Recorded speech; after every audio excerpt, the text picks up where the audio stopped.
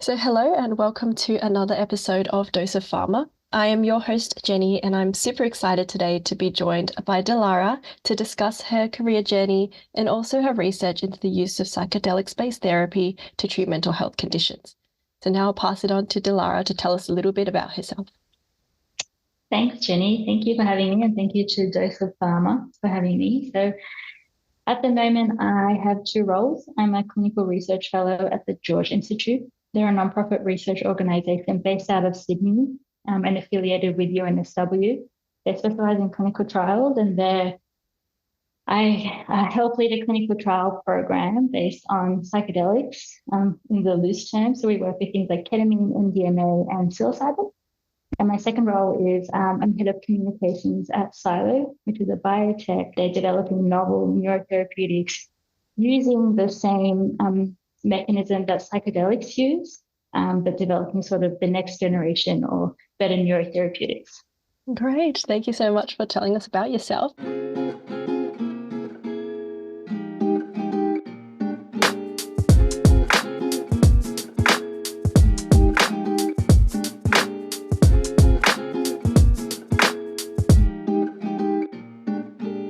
So I can see that you have a wide and impressive array of degrees and experiences under your belt.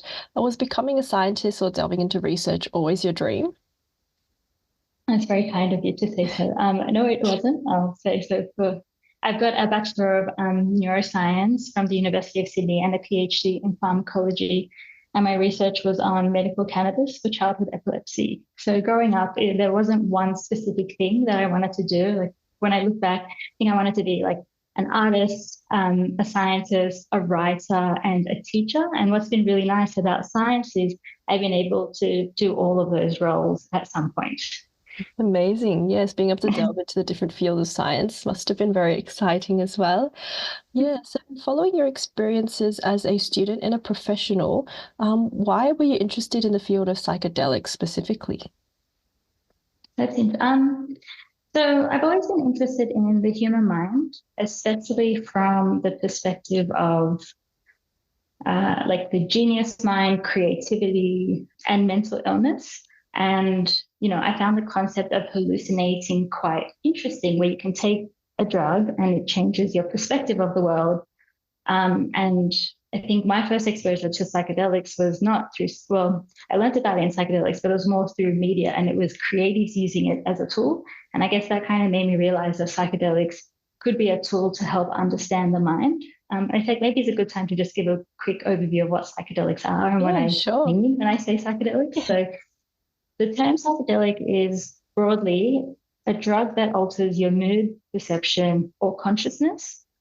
Classic psychedelics are drugs that target the serotonin 2A receptor, and they're things like LSD and psilocybin from magic mushrooms. So that's probably, the most common type of psychedelic, but people will include things like ketamine and MDMA in that broader term of psychedelics. Mhm. And I just want to highlight that we're going to maybe use these terms interchangeably. I'll try and be clear about it, but those drugs have different mechanisms of action and different effects as well. But so I always thought of psychedelics as cool tools, but I never really thought of them as medicines to help with mental illness until a few years ago.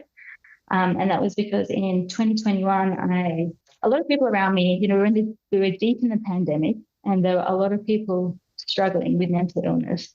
And that year, I actually lost two friends to mental illness. Mm-hmm.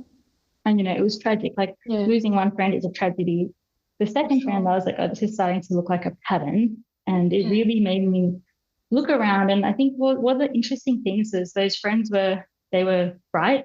They were young, they had amazing jobs. One was doing a PhD, they had friends, good families, they had hobbies. And that made me realize two things. One, depression doesn't discriminate. And the second one was that we just need better mental health treatments. So around the same time, psychedelic therapies and the research around psychedelics was really mushroomy, excuse the pun, but like really blossoming. And for me, it was like puzzle pieces coming together. So there was this need, there was this, really promising technology, and I had the experience to help maybe bring those things together and provide better treatments for, people I love and just people in the world. Yeah, thank you so much for sharing. It's a very inspiring story, and very sorry about what happened to you as well. It must have been quite a traumatic and tragic time. But now I think it brings to attention the importance of having better mental health care and how we can better support people who are not only in the community, but those who are important around us as well in this field. So thank you for sharing. And now we've heard, yeah, no, that's all right. So now we've heard a bit about how you came to study and research the field of psychedelics. Move on to discussing more about the what psychedelics really are and the exciting part of our conversation, I guess. So what kind of mental health conditions do you most commonly see associated with psychedelics being indicated for the treatment? So the areas that have the most evidence are going to be, so we've got ketamine for treatment-resistant depression and major depressive disorder. There's MDMA-assisted therapy for post-traumatic stress disorder, psilocybin-assisted therapy for depression, and psilocybin is the active component in psychedelic mushrooms. Okay. And there's LSD for generalized anxiety disorder. And I highlight these ones because these are the drugs and the indications that have received FDA breakthrough designation, which is where the FDA thinks there's enough promising evidence in an area of unmet need to give it this designation, which will fast track the development of these treatments, the development and the review. And the idea is just trying to get these treatments evaluated and into the hands of people as fast as possible. But there are other conditions that are also showing promise, like things I'm really interested in are things like substance use disorders, so addictions, eating disorders. And these are really interesting because there's no really approved treatments for these conditions. And then there's neurological conditions like headache disorders. I just wanted to quickly want to talk about, I said psychedelic assisted therapy. Yes. And the way psychedelics are being used in the therapeutic sense is that they're being given a few times, 1 to 3 doses in a course of talk therapy, so psychotherapy. Okay. And there'll be prep sessions where you meet with a therapist, 2 therapists, get the person prepared for the experience because it is usually like life-changing for these patients. They and then you'll have the dosing session where in a clinical environment, you'll be given the drug under the supervision of 2 therapists, and it's usually an internal experience where the participant will wear eye shades and headphones and be directed by the therapist, pulling on stuff they've learned in the preparation to go on a journey or a trip. And then we have the integration sessions, which happen after that experience. And that's kind of where most of the work and the progress happens, is trying to make sense of the experiences and the realizations and perspectives that occurred during that psychedelic experience. And then with things like MDMA-assisted therapy, they will get 2 additional doses. So it'll be like therapy, drug, therapy, drug, therapy, drug, and then more therapy. Okay, thank you for going through that. I think that really clarifies things. It's good to see how that itself can also work with things like talk therapy and other therapeutic sort of measures to work hand in hand to benefit patients in that way as well. So have you talked a little bit about their use in practice? How is the practitioner uptake of using psychedelics? So at the moment, it's not an approved medication anywhere in the world. It's still being researched. Ketamine's an interesting case. That's a bit different, but if we're talking about sort of the classic psychedelics, they're currently in phase 3 trials. So MDMA has just gone for FDA review, and actually in the past week has been rejected by the FDA. And that's like a whole big thing that we can go into if you want, or you can Google it. Psilocybin-assisted therapy is in phase 3, waiting, still developing that evidence. Australia is a really interesting situation where MDMA therapy and psilocybin therapy are provisionally approved for very specific cases. So psychiatrists can become a thing called like an authorized psychiatrist. Yes. And they get permission from the TGA and the College of Psychiatrists to be able to give these treatments so it's MDMA for post-traumatic stress disorder and psilocybin for depression in these very specific use cases. And there aren't really many cases around the world of other jurisdictions permitting that. There is sort of a compassionate access scheme in Switzerland, but so psychiatrists aren't able to use it yet, but the surveys they've done on psychiatrists suggest that they're really interested. They think the evidence is really promising, but the general consensus is like we need more research in this area and more education. But, when I first came to this field, they were saying psychedelics are the most interesting thing to happen in psychiatry, in 50 years. And then during my experience, I've gone and asked psychiatrists that, like, how do you feel about this? And they agree. It is the most interesting thing. They say it's so rewarding for them to have extra tools in their toolbox. And from patients, I've heard for the ones who have tried out a couple different medications and, after a while you're starting to wonder, okay, if the medication doesn't work, then what do I do? And then, there's things that are more invasive, like electroconvulsive therapy. And then your thought is, if that doesn't work, then I've kind of reached the end of the line. And what psychedelics has done is they've opened up a whole new avenue of treatments. And not just that, but they've kind of disrupted the way we think about mental illness. And they've drawn more attention to mental illness and conversations about mental illness and more funding. So I think regardless of what actually happened, it's been fundamentally a phenomenal thing for mental health research is this kind of sexy, treatment that's actually brought to light kind of the issues that need to be resolved. And there's actually amazing other treatments out there being developed as well. So it's a really interesting time for pharmacology and psychiatry. Very, very exciting. I'm sure a lot of professionals in that field are very interested to see what is to come, especially for patients as well. Just knowing that there is another option available always gives them a lot of hope. And of course, more knowledge is needed to help dispel the stigmas around it or any worries that people might have, especially to the public as well. With that being said, you've already shared a bit about how psychedelics can be used in mental health therapy and the different therapeutic indications. So I'm sure there's some of us wondering about the benefits and the drawbacks of these therapies. We'll first start off with what you think are the benefits of these therapies, especially over other traditional kind of medication methods for mental health conditions as well.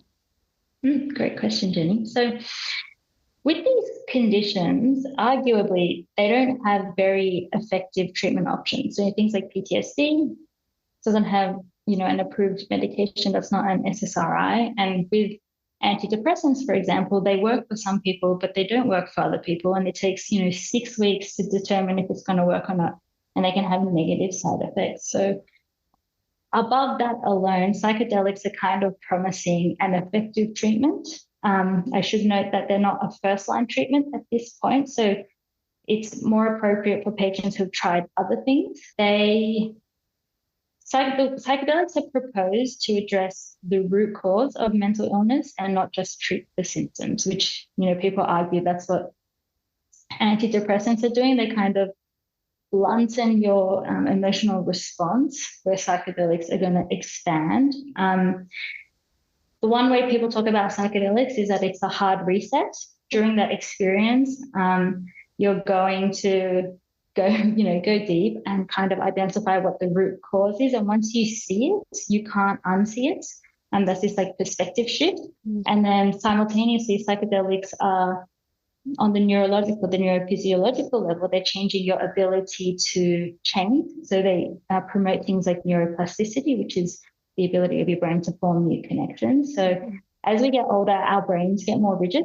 One way I like that it's been described that's really cool is, so if you're skiing down a mountain, you go through, you create a groove, and then you go back up top and you create a groove. And sort of over time, it's very easy to fall into the grooves that have already been created, and it gets a lot harder to divert from those. And that's kind of how our minds work. So think about driving. The first time you're learning how to drive a car, there is so much going on. And then, once you're an experienced driver, you can get from A to B without even being, conscious of driving.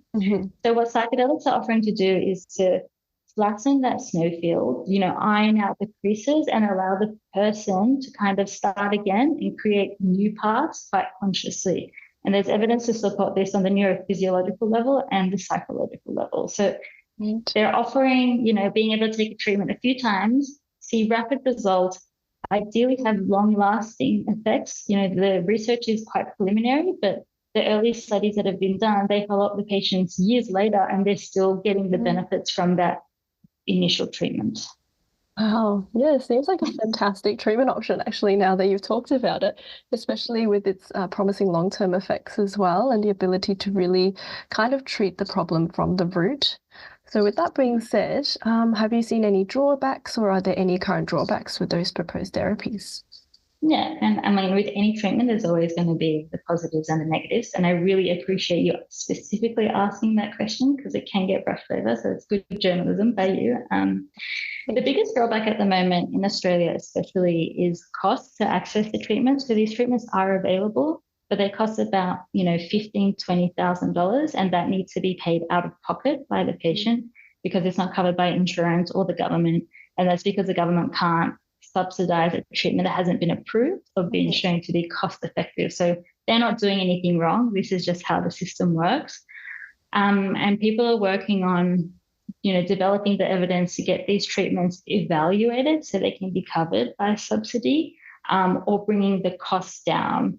So it's really frustrating to have a treatment that is potentially effective but out of reach. The drugs themselves are relatively low risk. When they're administered clinically, there's been very few adverse events reported.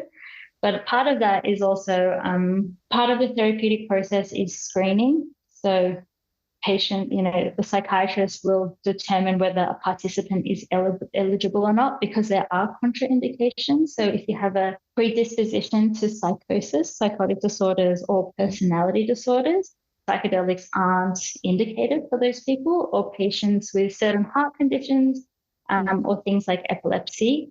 And being on certain medications like SSRIs are currently contraindicated. So it's definitely not like for everybody, and it can have detrimental effects.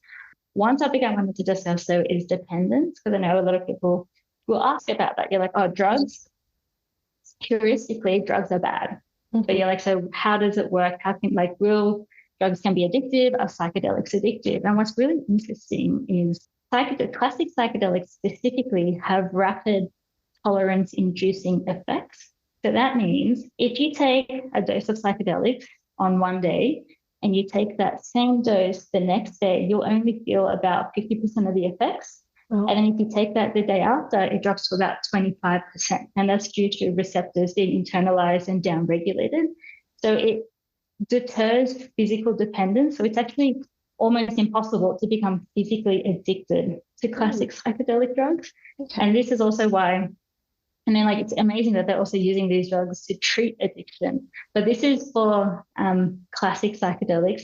Drugs like MDMA and ketamine can have abuse liability. We don't see this when they're being used clinically because, in the clinical setting, they're only being used a few times. But, outside of the clinic, they can be abused. Okay, yes. I think that's very important that you talked about that, especially with a lot of stigma going around, hearing those big names that are often associated with negative things, especially in the media and its recreational use as well. But I think it's very important to kind of know that there are dangers associated with it, especially with comorbidities and contraindications with other medicines as well. But also very promising to hear that there are benefits and that the drawbacks are not too severe and that most of the time it is quite safe. That's definitely great to know. Thank you so much for sharing. What do you think can be done to kind of dispel those stigmas around therapeutic use of psychedelics, or just hearing those names pop up every now and then? Good question. It's so funny because the conversation and the thoughts we've had around psychedelics have changed so much over the decades. They were banned in the late 70s and early 80s when they escaped the lab, because initially they were being used as psychiatric tools, but then, they escaped and they got banned, and that really hindered research. But then more recently, the conversation around psychedelics has shifted. People in Silicon Valley and the tech industry started microdosing, which is they used low doses of psychedelics, and it kind of became jazzy. And now it's almost gone the other way, where the proposed benefits of psychedelics are exaggerated. And it's very hard to have a sensible evidence-based conversation around this. What I really like to say, and what makes it really easy for me to understand, is that psychedelics are tools, and like a hammer, they're not inherently good or bad, and it's how we use them that determines their benefits or harms. Yes. And I'm going to guess that most people listening to this podcast are scientists or, scientifically inclined. So what I can suggest to you is, that we have more access to information than ever before. Find the evidence and, be critical about the source of the evidence. Ideally go for empirical evidence, but there is so much research and evidence out there, but try not to box these substances into like good or bad. Like think of them more as tools, and it's how we use them that determines that. Yeah, thank you so much for sharing. That's very important to know. I think a lot of us, after we dispel those stigmas, tend to swing the other way, like you said, and exaggerate their benefits and think it's a cure for all sort of method. So it's also good to keep that in mind, and that we need to look for our own resources and the empirical evidence that you've suggested before as well. So just moving on from talking specifically about psychedelics now, you've already shared a wealth of knowledge to us, and all your insight has been very inspiring. So now that you've told us so much about psychedelic use and their place in therapy, I'm sure a lot of people in the audience would be keen to venture into this field in their future professions as well. So what are some advice you can offer students who may have a similar passion in this area of research? Yeah, it's interesting because when I look back at my undergrad and my trajectory, I didn't really know, I didn't have a clear plan. I didn't know what I was doing. What worked for me was pursuing what I was passionate about and what I was interested about. So I would tell people to follow their passions, and if they know exactly what they want to do, don't give up until you get there. And if you don't know what you want to do, expose yourself to different experiences. And if something excites you, keep exploring it and keep exploring it until you find questions that aren't answered and that you deeply want to know the answer to. And then if you get to that point, that's your thesis. That can be your honors or your PhD thesis. And then the alternative is, if you want or need something in the world and it doesn't exist, create it. The world is yours. Long gone are the days of the traditional trajectory. Information and resources have been, are more accessible than ever. So make the most of it. Yeah, thank you. So yes, just taking a leap, going out there, exploring and answering the questions for yourself, becoming your own sort of pioneer in a field that you're interested in, I guess are the takeaways from what you've shared. Thank you so much. So for our final question, I just wanted to hear a little bit about what you're up to or what you're looking forward to the most in this field in the future. Overall, I've always thought of psychedelics as tools to help understand the human mind. And I think what I'm looking forward to is a better understanding of how the mind works. So there is a sweet comedy in trying to use the human mind to understand the human mind. And it's only through, lots of minds coming together and better tools that we're going to get there, and having better mental health treatments for sure. Yeah, thank you for sharing so much insight. I've taken away a lot from what you've shared. Definitely will be reflecting on this field and doing some research myself into psychedelics as well and their use in therapy. Also looking forward to seeing where the future takes us in terms of this area of research and how the therapy can establish itself within mental health care as well. So thank you so much for sharing, Dilara. Of course, Jenny, and I just want to let you know, if you do want to stay up to date with the psychedelic research, I create a monthly psychedelic science newsletter. So if you Google Psylo, Psylo newsletter, you can subscribe, and it's just sort of a monthly update on all the research, and I'll usually cover a certain topic a little bit more in depth. So that makes it really easy to kind of stay abreast of such a rapidly developing area. Beautiful. I love newsletters. Definitely will be signing up to that one and telling the students to do so as well, attaching that resource somewhere so they can all have a look. Thank you so much for your time. Thank you so much for having me, Jen. It's been a pleasure. Dose of Pharma acknowledges the traditional custodians of the various lands throughout Australia on which we connect today and pays respect to elders past, present and future.